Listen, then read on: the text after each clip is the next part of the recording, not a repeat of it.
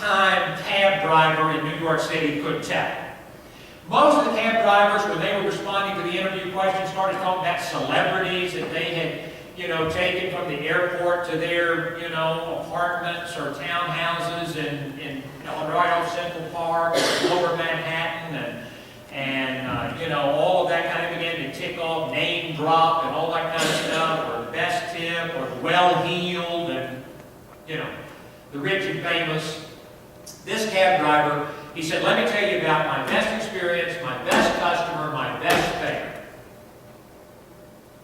He said, I got a call from dispatch. It was about 7 a.m. one morning. I had about 30, 45 minutes before I was to take the cab back to the garage, and the dispatch called, and they sent me to a modest apartment house, and there was an elderly lady there that I was to pick up, and she was hard of hearing, and so they asked me, when you get to the apartment house, go and knock on her door. Her phone had been disconnected, so he couldn't call and let her know that he was out front. And so he said, I pulled up this little modest apartment house, and I go in, knock on the door. And he said, I go into the apartment, and there's this little elderly lady. And he said, the apartment was completely bare. No furniture, nothing on the walls. It had been completely emptied out. But there she was, in her little dress and overcoat, and she had 2 pieces of luggage. And he said both pieces of luggage were extremely heavy. And so she was a little unsteady on her feet, and so he told her, he said, ma'am, let me take your luggage, I'll put it in the cab, and then I'll come back to you and help you down the front steps of the apartment building and into the cab, and we'll be on our way. And so he says he does this, puts the luggage into the cab, comes back, and while they're kind of going down the steps, he asked her where he will be taking her. And she said to him the name of a facility which he immediately recognized was a hospice house in New York. And so he helps her into the cab, and he said morning traffic, kind of made the commute a little longer, and so she began to, in the midst of that conversation, to kind of tell him her story. She was widowed, she had no children, she had no family. She had been diagnosed with a terminal illness, and now got to the point she couldn't live alone, and she was going to the hospice house, and she had gotten rid of all her belongings, all her possessions, except for what was in those 2 suitcases. But that she had lived in and around New York City all of her life, and she began, as she told her life story to this cab driver, that she and her husband enjoyed living in New York. She began to tick off all these great places in her memory bank from childhood and from dating her husband and from their marriage, and the parks and the theaters and the places that they liked to go the most.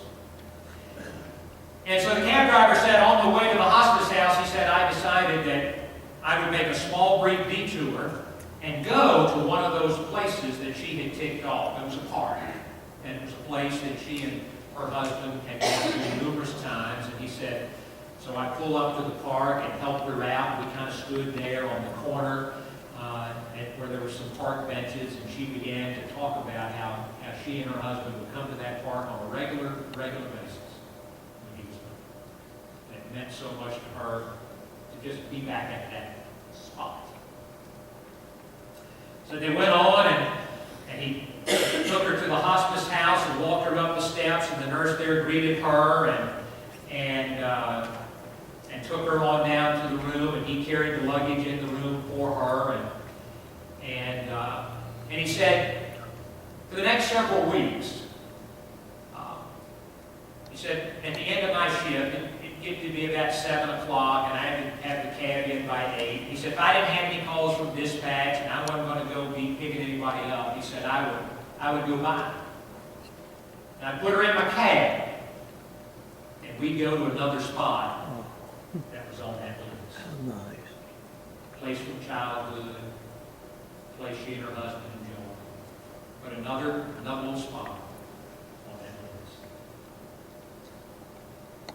And he said then it got to the point that she couldn't ride in a cab anymore.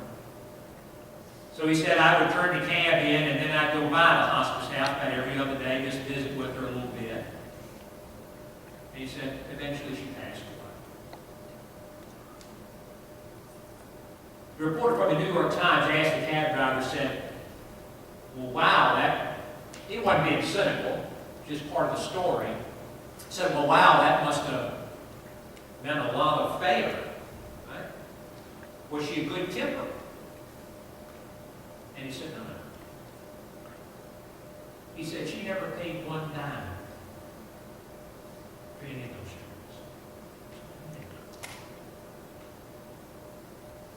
And I refused.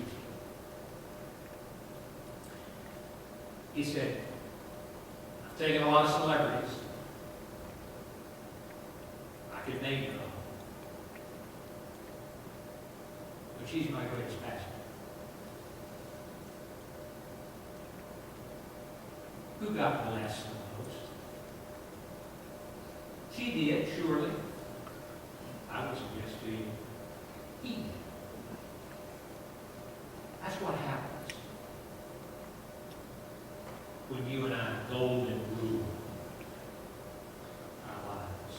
We recalibrate ourselves to live out in radical, meaningful ways what Christ has commanded us and called us to do.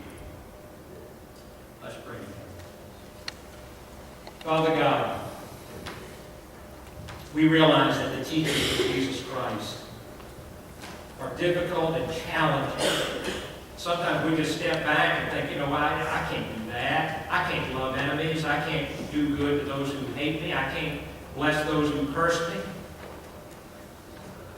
When we're there, that's when we realize, what, the Christian life isn't meant to be lived on our own power and in our own strength, but it's meant to be lived in your power. And that's true of the golden rule. Forgive us when we live by the reciprocal rule, or the ricochet rule, or the hidden motive rule. When we warp what Jesus has said and bend it to our own ways and means. Lord, help us to take what Jesus has called us to here in Luke 6, to heart, to spirit, and to live out in all the relationships that we have. Not just the friendly ones, but all the relationships that we have. The principles and teachings of Jesus Christ, as He empowers us to do that.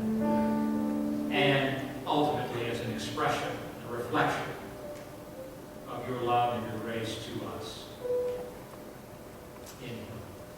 For it's in Jesus' name, the one who said, do to others as you would have them do to you.